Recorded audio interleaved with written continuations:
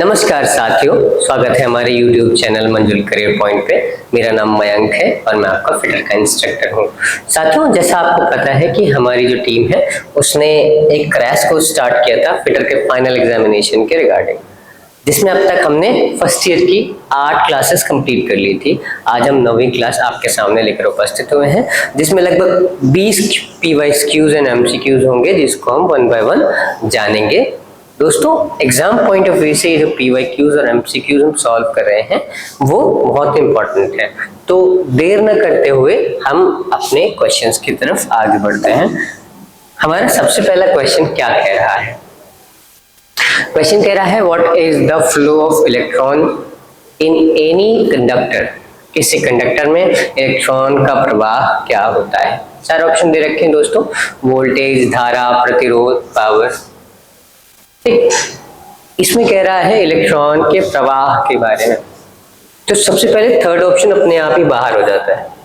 Third option हमें क्या करता है? प्रतिरोध माने पार प्रवाह रोकना, प्रतिरोध करना, रेजिस्टेंस करना, किसी के अगेंस्ट रेजिस्ट करना। ठीक है, और इलेक्ट्रॉन प्रवाह किस में होता है? इलेक्ट्रॉन प्रवाह होता है करंट के अंदर। ठीक, आई होप आप समझ पा रहे होंगे। चलिए अगले क्वेश्चन की तरफ आगे बढ़ते हैं। अगला क्वेश्चन हमारा क्या कहता है? What is the side of a square whose area is 625 mm²? एक वर्ग की भुजा क्या होगी जिसका क्षेत्रफल 625 मिलीमीटर स्क्वायर है? दोस्तों, WCS का क्वेश्चन है जो फिटर के एग्जाम में कभी पूछा गया होगा PYQs में, तो शायद यहाँ पर आ गया है। तो परेशान होने की जरूरत नहीं, हम इस क्वेश्चन को भी सॉल्व कर लेंगे। कह रहा है कि एक स्क्वायर है जिसका एरिया, जो एरिया ए दे रखा है वो कितना दे रखा है? 625 वर्ग मीटर या metre mm square, 625 mm square. उसने पूछा कि उसकी भुजा क्या होगी, है ना? तो एरिया का फॉर्मूला क्या होता है? एरिया इज इक्वल टू होता है साइड का स्क्वायर, साइड का स्क्वायर, हिंदी में बोले तो भुजा का स्क्वायर, स्लैश भुजा का स्क्वायर। अब उसने कहा कि भाई जो भुजा का स्क्वायर दे रखा है या साइड स्क्वायर दे रखा है, कितना रखा है? 625। जब भुजा का स्क्वायर 625 है तो भुजा क्या होगी? भुजा कितनी हो जाएगी? 625 का अंडर रूट। और हम सबको पहले से पता है कि जो 625 का जो अंडर रूट होता है वो कितना होता है? होता है 25। तो आंसर हमारा क्या करेक्ट है? 25, जो हमारा ऑप्शन नंबर सी में दे रखा है। आई होप आपको समझ में आ रहा होगा। तो हमारा जो ऑप्शन है 625 का अंडर रूट जो आता है वो 50 है। ठीक, चलिए अगले क्वेश्चन की तरफ आगे बढ़ते हैं। अगला क्वेश्चन हमारा क्या कह रहा है? अगला क्वेश्चन हमारा कह रहा है कि what is the area of rectangle whose length and breadth are 10 centimetre and 8 centimetre respectively. किसी आयत का क्षेत्रफल क्या होगा जिसकी लंबाई एवं चौड़ाई क्रमशः 10 सेंटीमीटर और 8 सेंटीमीटर। ये भी क्वेश्चन WCS का है, और अगर हम बात करें तो कई बार एम्प्लॉयबिलिटी स्किल में भी आ जाता है। ठीक है, तो फिलहाल क्या है? ये एक आयत है, एक रेक्टेंगल है, और रेक्टेंगल का एरिया क्या होता है? एरिया ऑफ रेक्टेंगल क्या होता है? Length into breadth. Area of rectangle क्या होता है? लेंथ और ब्रेथ। और लेंथ क्या दे रखी है? 10 सेंटीमीटर। ब्रेथ क्या दे रखी है? 8 सेंटीमीटर। अब दोनों को आपस में मल्टीप्लाई करना है तो क्या हो जाएगा? 10 इंटू 8 मतलब 80, और centimetre into centimetre, centimetre square. तो 80 सेंटीमीटर स्क्वायर जो है वो इसका आंसर हो जाएगा। तो जो 80 सेंटीमीटर स्क्वायर है वो क्या है? ऑप्शन हमारा ऑप्शन नंबर बी करेक्ट है। आई होप लोगों को समझ में आ रहा होगा कि एरिया ऑफ रेक्टेंगल कितना आएगा। चलिए अगले क्वेश्चन की तरफ आगे बढ़ते हैं। अगला क्वेश्चन हमारा क्या कह रहा है? अगला क्वेश्चन कह रहा है what is the ratio of mechanical advantage to the velocity ratio of simple machine. क्या कह रहा है, एक साधारण मशीन के वेग अनुपात में यांत्रिक लाभ का अनुपात क्या हो। ठीक है, हमारा जो फॉर्मूला होता है वो क्या होता है, efficiency is equal to E double.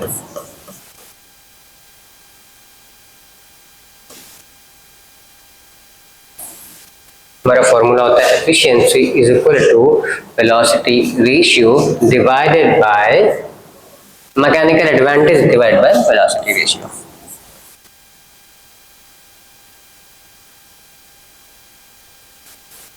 Mechanical advantage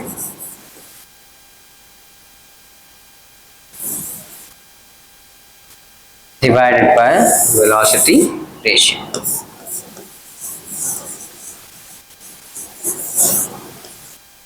velocity ratio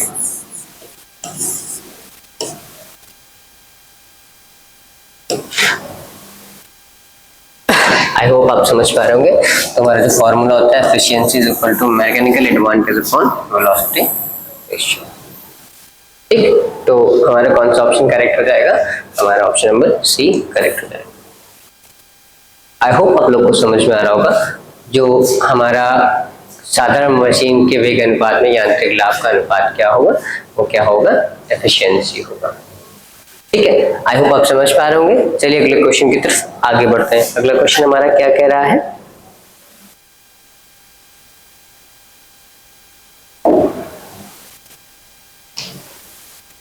identify the name of the tool. क्या कह रहा है, ये जो टूल दे रखा है, ये टूल है, इसका नाम बताना है और चार ऑप्शन दे रखे हैं। क्या क्या चार ऑप्शन दे रखे हैं, ट्राई स्क्वायर, सरफेस गेज, सतह को नापने का यंत्र, स्टील रूल और फिलर गेज। यार ये क्या है,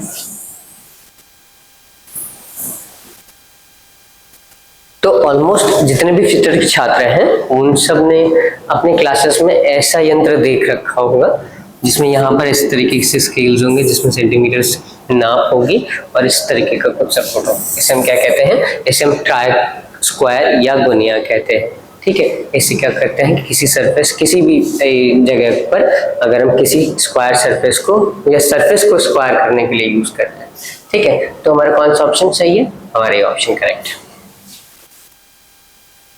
ठीक है, इसको हम गुनिया या ट्राई स्क्वायर कहते हैं। चलिए अगले क्वेश्चन की तरफ आगे बढ़ते हैं। अगला क्वेश्चन हमारा क्या कह रहा है, वगैरह identify the name of the tool, उपकरण का नाम पहचाने।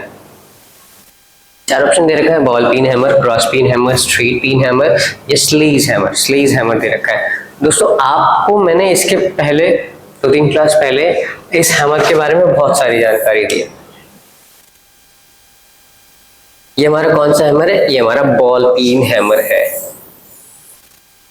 ठीक, जिसके आगे बॉल टाइप की पिन बनी होती है। ये हमारा बॉल पिन हैमर है, इसका ऑप्शन नंबर ए करेक्ट होता है। आई होप आप समझ पा रहे होंगे। चलिए अगले क्वेश्चन की तरफ आगे बढ़ते हैं। अगला क्वेश्चन हमारा कह रहा है कि identify the name of the tool, उपकरण का नाम बताइए और चार ऑप्शन दे रखे हैं। कौन कौन से चार ऑप्शन दे रखे हैं, hawk beat shear, aviation shear, cutting plier और डबल कटिंग शेयर। दोस्तों हमारे सबके घर में कुछ इस तरीके का कोई टूल जरूर होता है जिसको हम प्लास बोलते हैं, ठीक, और इसको अगर ध्यान से देखें तो हम इसे कहते हैं कटिंग प्लायर। ठीक है, आई होप आप समझ पा रहे होंगे। अगर पेपर में क्वेश्चन आता है तो आप इसको डायरेक्टली मेंशन कर सकते हैं। अगले क्वेश्चन की तरफ हम आगे बढ़ते हैं। अगला क्वेश्चन हमारा क्या कह रहा है, वो कह रहा है identify the name of the tool, उपकरण का नाम पहचाने। और वो कह रहा है चार ऑप्शन में, बॉल पीन हैमर, मैलेट लकड़ी का हथौड़ा, क्रॉस पीन हैमर या स्ट्रेट पीन हैमर। तो कह रहा है जो फिगर में जो इस तरीके कुछ बना हुआ है इसका नाम क्या है। बेसिकली ये पूरा वुड का बना होता है, ठीक है, इसका पूरा हैंडल भी वुड का होता है, इसका ये जो पार्ट होता है इसे हैमरिंग करी जाती है, अटैक किया जाता है, वो भी लकड़ी का बना होता है। इसे पूरे लकड़ी के बने हुए इस तरीके के कुछ हैमर पार्ट को हम क्या कहते हैं, मैलेट कहते हैं। इसका बेसिकली क्या काम क्या होता है, कई सारी शीट्स होती हैं, जो शीट होती हैं उन पे इससे हैमरिंग करी जाती है ताकि शीट को हम फ्लैट बराबर एक समान सतही कर सके। चलिए अगले क्वेश्चन की तरफ आगे बढ़ते हैं। अगला क्वेश्चन हमारा क्या कह रहा है, हमारा क्वेश्चन क्या कह रहा है, identify the name of the tool, उपकरण का नाम पहचाने, और कह रहा है 4 ऑप्शन दे रखे, open end spanner, ring spanner, combination spanner, adjustable spanner. साथियों इसके पहले हमने क्लास में एक स्पैनर डिस्कस कर रखा है, मतलब शायद एक से ज्यादा स्पैनर्स डिस्कस कर रखे हैं, जिसमें कॉम्बिनेशन स्पैनर और हमने एडजस्टेबल स्पैनर के बारे में पहले ही जानकारी कर ली, जिसमें एक जॉ फिक्स होती है, एक जॉ मूवेबल होती है, जिसमें ऐसे करके उसको घुमाते हैं और आगे पीछे करते हैं। तो बेसिकली क्या होता है कि हमने इन 4 में से 2 स्पैनर तो पहले ही जान रखे हैं, और ये कोई कॉम्बिनेशन स्पैनर नहीं है, और केवल ओपन एंड स्पैनर है। तो ये जो ओपन, इसकी एंड जो है ना, ये ओपन है, तो इसका ऑप्शन नंबर ए करेक्ट है। आप समझ पा रहे होंगे। चलिए अगले क्वेश्चन की तरफ आगे बढ़ते हैं। हमारा अगला क्वेश्चन क्या कह रहा है, हमारा अगला क्वेश्चन कह रहा है कि which dimension correctly marked in the circle edge पर द स्टैंडर्ड, मानक के अनुसार सर्किल में कौन सा आयाम सही तरीके से चिन्हित है। जो हमारी ईडी होती है, हमारी जो इंजीनियरिंग ड्राइंग होती है, उस इंजीनियरिंग ड्राइंग में अगर हम बात करें कि सर्किल के व्यास को नापते कैसे हैं, तो वो शेप कुछ इस तरीके का होता है। किस तरीके का शेप होता है, कुछ इस तरीके का शेप होता है। तो इनमें से कौन सा शेप कुछ इस तरीके का दिख रहा है, हमारा शेप जो है वो थर्ड ऑप्शन।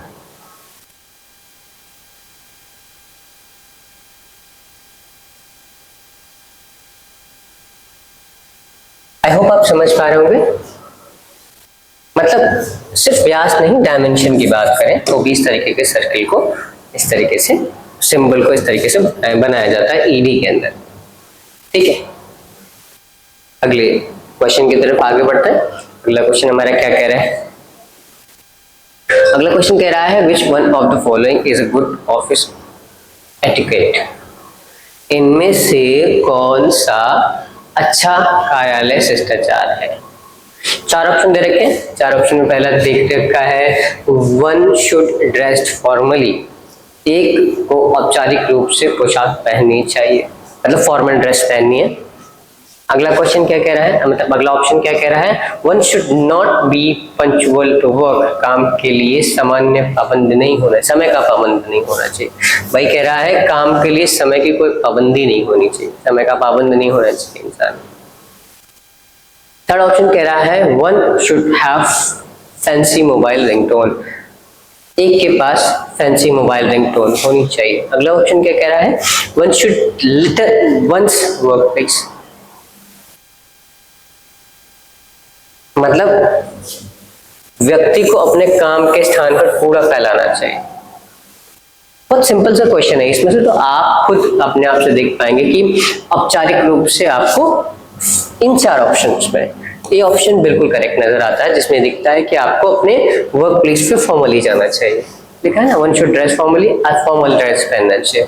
ठीक है, चलिए अगले क्वेश्चन की तरफ आगे बढ़ते हैं। हमारा अगला क्वेश्चन क्या कह रहा है, अपना क्वेश्चन कह रहा है word that pronounced the same as another word but difference in meaning is called, वह शब्द जो किसी दूसरे शब्द के समान हो लेकिन अर्थ में भिन्न हो, उसे हम क्या कहते हैं।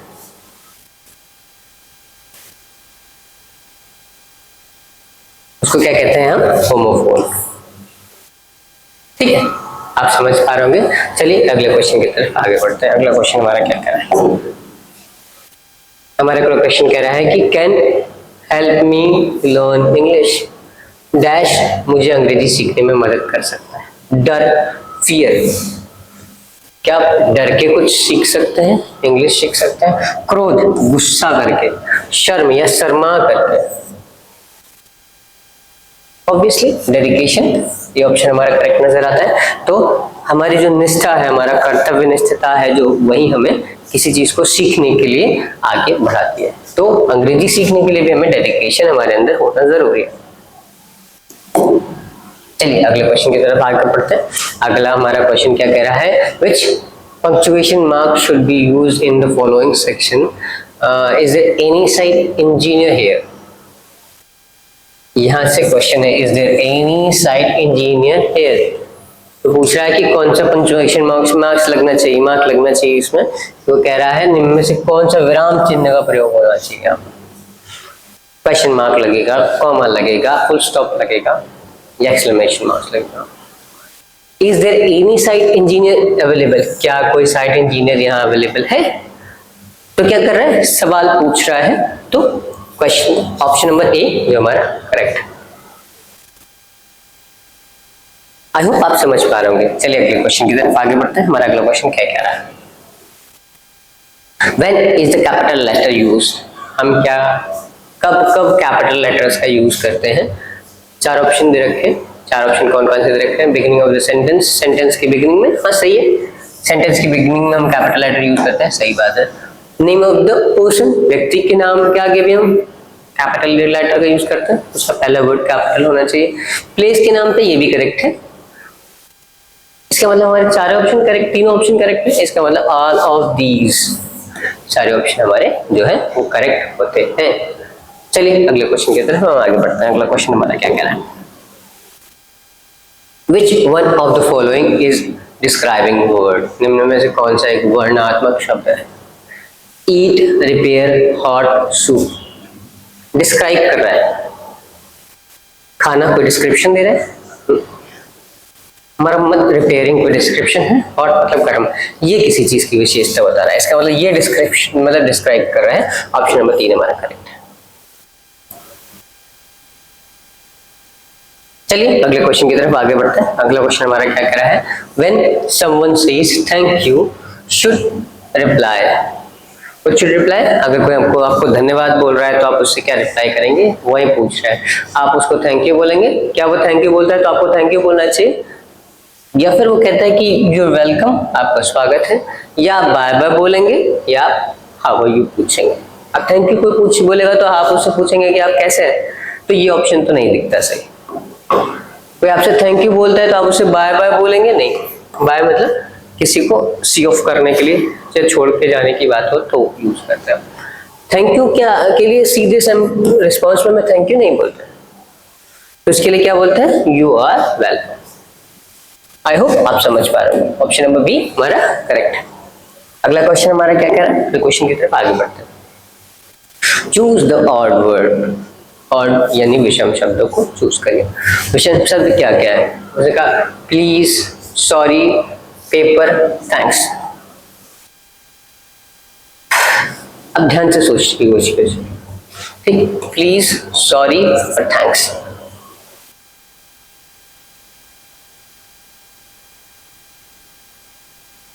ये सारे सेंटेंस क्या होते हैं, कई बार ये आपको किसी को प्लीड करने के लिए, है ना, कोई फीलिंग बताने के लिए सॉरी बोल रहे हैं, थैंक्स बोल रहे हैं, मतलब इस तरीके के वर्ड है जो एक साथ यूज होता है। पर पेपर क्या है, एक नाउन है, तो इनमें से क्या है, ये सारे वर्ड, जैसे अगर हम ध्यान से देखें तो ये वस्तु है, ठीक, तो इनमें से सबसे ऑड वर्ड कौन सा होता है, वो पेपर नजर आता है।